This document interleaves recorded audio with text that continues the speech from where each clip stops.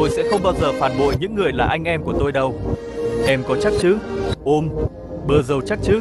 Có gốc dâm. Ai kêu tôi vậy? À hơ.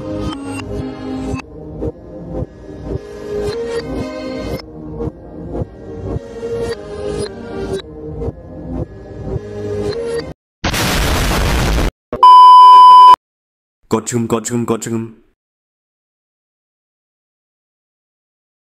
Gì vậy?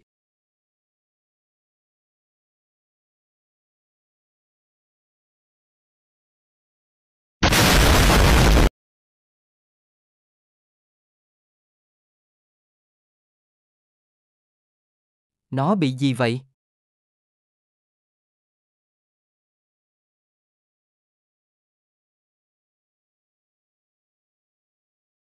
Mango.